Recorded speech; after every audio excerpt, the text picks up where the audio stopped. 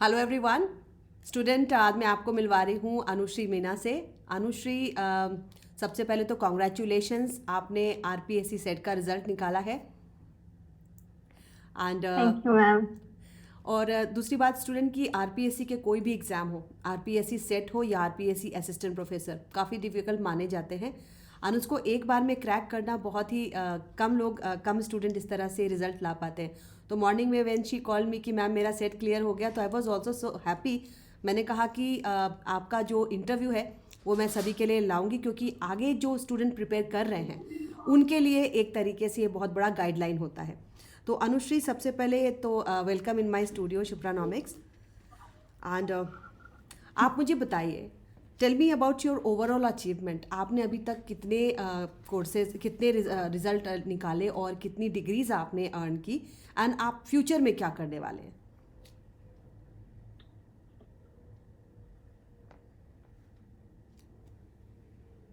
Okay ma'am, first of all thank you so much. Ma'am, हमने graduation के बाद masters किया इकोनॉमिक्स से। ग्रेजुएशन हमारा साइंस बैकग्राउंड से था, BSc, but then masters economics से परस्यू किया हमने। देन उसके बाद नेट क्वालिफाई किया, देन जेआरएफ आपके साथ रह के।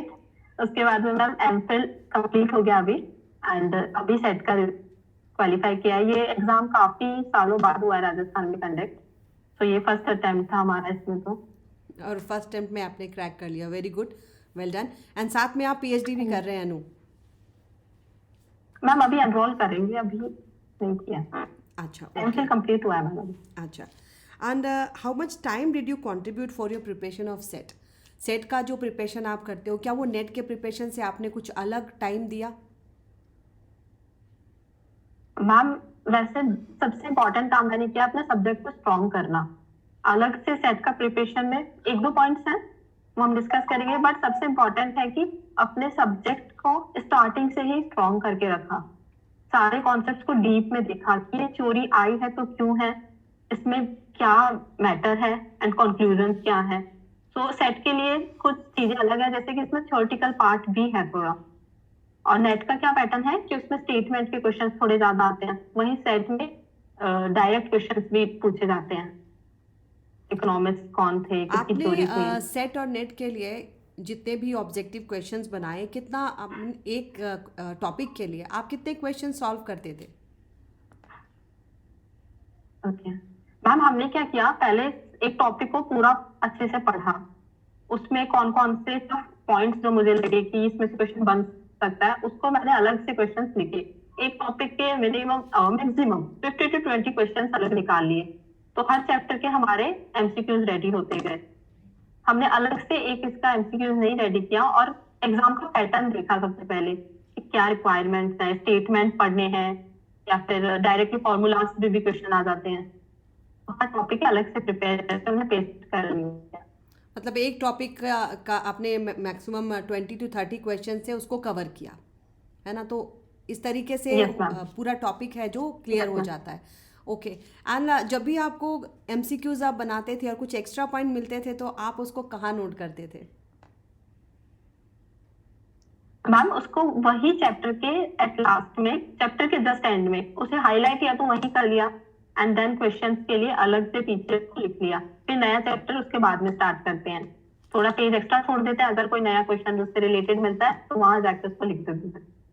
अच्छा अनुश्री, एक चीज़ मैं आपसे पूछूंगी कि do you agree, English medium और हिंदी मीडियम के स्टूडेंट को की हम बात करें तो इंग्लिश मीडियम वाले स्टूडेंट को थोड़ा सा बेनिफिट होता है, या फिर दोनों मीडियम से पढ़ना बराबर होता है? मैम हमारा मीडियम तो इंग्लिश ही रहा है, तो इसमें बहुत इजीली बुक्स और ऑथर्स की बुक्स मिल जाती है।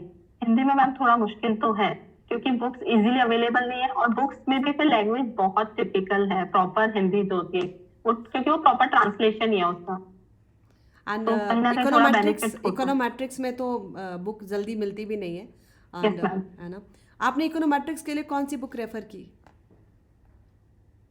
मैम गुजराती बुक प्रेफर की, और मैम वैसे इकोनॉमेट्रिक्स के लिए सकते हैं, हमने आपके नोट्स वाइंड अप कर लिए थे, सिर्फ उन्हीं का रिवाइज किया है, डायरेक्टली उन्हीं का रिवीजन, और डायरेक्ट क्वेश्चन उसमें से आए। Thank you so much. सीधे स्टेटमेंट के क्वेश्चन जो नोट्स में पॉइंट थे मैम, वो के वो वहां कॉपी पेस्टेड रख रहे थे। और बुक हमने गुजराती प्रेफर की, बट सही का इतना टाइम नहीं मिला तो उससे हमने लास्ट में उससे नहीं पढ़ा था, नोट्स का रिवीजन किया था। एंड गुजराती काफ़ी लेंदी भी है, उनको पढ़ने के लिए थोड़ा सा मैथ Yes, का ma'am. बैकग्राउंड भी होना ज़रूरी है ना? अच्छा, नॉन मैथमेटिकल स्टूडेंट के लिए वो बहुत टिपिकल हो जाती है। And That's why. बाकी जितने भी टॉपिक्स थे, आपका टाइम मैनेजमेंट किस तरीके से रहा? जितने टॉपिक्स थे, आपने किस टॉपिक को ज़्यादा इम्पोर्टेंस दिया सेट के लिए? मैम टॉपिक का ऐसा है टाइम मैनेजमेंट का, लाइक पूरे दिन तो मैम स्टडी मैं भी नहीं करती हूँ इतना, लेकिन 8 to 9 hours in a day. और उसमें भी मैम मैंने ऐसे सेक्शन किया हुआ था कि सुबह जो सब्जेक्ट मुझे टफ लगता है मॉर्निंग में उसी को पढ़ना है। तो मुझे थोड़ा पर्सनली डेवलपमेंट थोड़ा टफ लगता था, क्योंकि उसके assumptions मैं बहुत मिक्सअप करती थी, लाइक थ्योरी में क्या वो है, तो उनको मैंने इस मॉर्निंग में किया। और डेवलपमेंट में मैंने बहुत ध्यान दिया, क्योंकि नेट में भी ये बहुत इंपॉर्टेंट है और सेट के लिए भी इम्पोर्टेंट था। साथ ही ma'am stat, math, mathematical, economics, econometrics. Development को टॉपिक्स को आपकी स्ट्रैटेजी क्या थी? किस तरीके से उसके नोट्स बनाए आपने?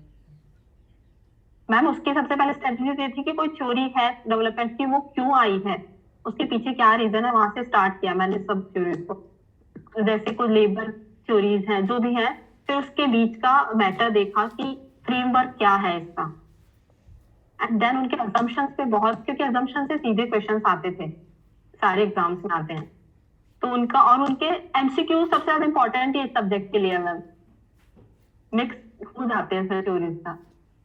नहीं, और और अपने इसके लिए नोट्स को बुक मैम हमने बुक प्रेफर की थी, एक तो थिरलवाल सर की, और एक जिंगन तो मैम पहले करते थे हम ग्रेजुएशन टाइम पे, बट फिर आपसे जब से स्टडी की, आपके नोट्स जो मैंने किए थे, तो आपने भी प्रेफर किया था, वो थोड़ा बुक लेंदी भी है, और थोड़ा तो उसके बाद वो बुक हमने साइड में रख दी, थिरलवाल प्रेफर की।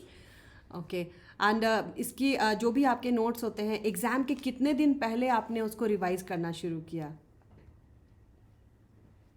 मैम नोट्स एक्चुअली स्टार्टिंग से इसी तरीके से बनाए थे हमने कि एट लास्ट सिर्फ नोट्स ही देखेंगे।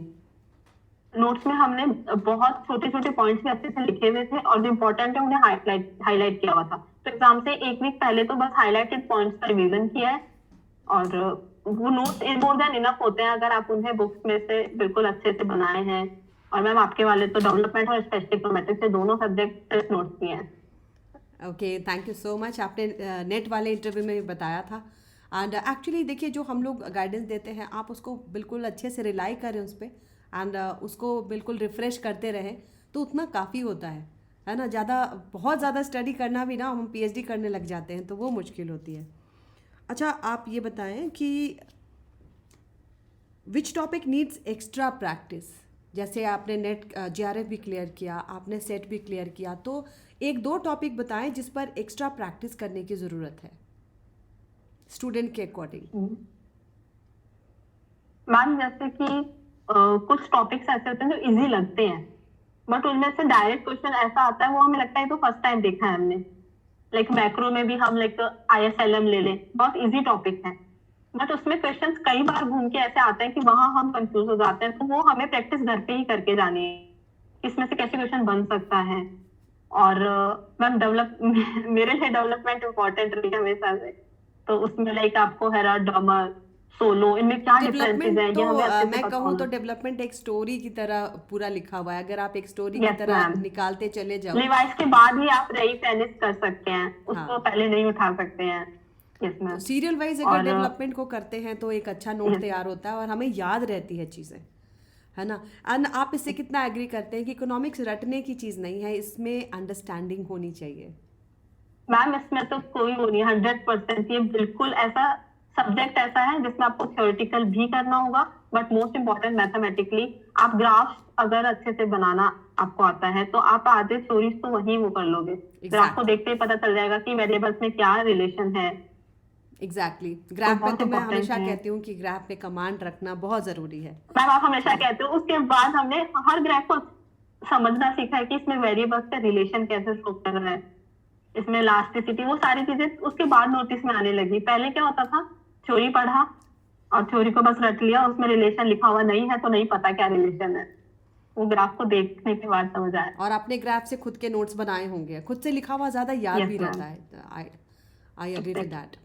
अच्छा अनुश्री, इसमें आजकल मैं हमेशा अपने स्टूडेंट्स को भी कहती हूँ, सोशल मीडिया का बहुत ज़्यादा प्रचलन हो रखा है स्टूडेंट्स के बीच में। तो आप कितना टाइम देते थे अपने व्हाट्सएप के लिए, इंस्टाग्राम के लिए, फेसबुक के लिए और पढ़ाई के लिए? मैम क्लासेस को निकाल दें तो क्लासेस तो ऑनलाइन होते हैं जो भी, उनको निकालने के बाद बहुत ज्यादा टाइम है मैसेजेस। एक तो मैम आपको मैसेजेस करने से हमारा टाइम हमारा ही वेस्ट होगा कि आप उधर से रिप्लाई आएगा, इससे अच्छा हम डायरेक्टली कॉल करते हैं आपको तो हमेशा। और अननेसेसरी मैसेजेस लाइक नहीं करने चाहिए। और व्हाट्सएप मैम सोशल मीडिया या तो पढ़ाई कर लें या फिर अपन सोशल मीडिया यूज कर लें, एग्जैक्टली, यही दोनों। मैं भी कहती हूँ कि थोड़ा सा स्टूडेंट यस को मैम। फोकस्ड होना चाहिए पढ़ाई के प्रति, है ना।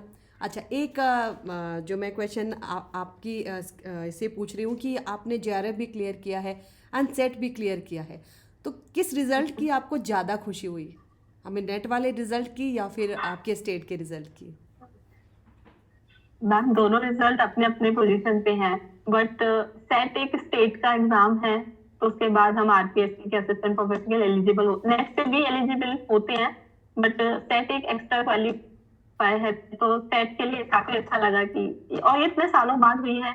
6% स्टूडेंट्स को 6.56% स्टूडेंट्स उसमें क्लियर किया है, क्वालिफाई किया है, तो काफी खुशी हुई कि नहीं, देखिए जो भी एग्ज़ाम हम निकालते हैं ना, ये हमारा अपना एक अलग एडिशनल अचीवमेंट होता है और इससे कॉन्फिडेंस हमेशा Yes, बढ़ता ma'am. रहता है। And any message you want to convey to other students? Yes ma'am. Ma'am basically हमें कोई भी एग्जाम क्वालिफाई करना है तो रिवीजन मस्ट है। वहां पे एग्जाम हॉल में एक तो ऐसा एनवायरनमेंट होता है, तो वहां पे जाके हम अगर गलती करें तो उससे बेहतर है कि घर पे करें। तो रिवीजन और पेशेंस सबसे इम्पोर्टेंट है। पेशेंस, क्या या होता है कि एक बार रिजल्ट ठीक नहीं आया तो फिर हम उसको ऐसा सोचते हैं, छोड़ते हैं, कुछ और करते हैं, फिर कुछ और करते हैं। वैसा नहीं, पेशेंस होगा तो सारे एग्जाम क्वालिफाई होंगे। और खुद पे ट्रस्ट होना चाहिए, सबसे बड़ी बात है, ये क्योंकि तो हम है। ट्रस्ट नहीं होगा वो हाँ, एमसीक्यूज ही गलत कर देंगे हम। हाँ, ये तो है। अगर आप एग्ज़ाम के प्रेशर में आ गए, एग्ज़ाम के स्ट्रेस में आ यस गए, मैम। तब तो जाने हुए क्वेश्चन भी हम गलत करते हैं। तो इस एग्ज़ाम, जैसे आप एग्जामिनेशन हॉल में इस एग्ज़ाम के प्रेशर को हैंडल करने के लिए आप क्या करते हो? मैम मैंने बहुत गलतियां की हैं, लाइक एग्जाम हॉल में, उन्हीं से सीखा है।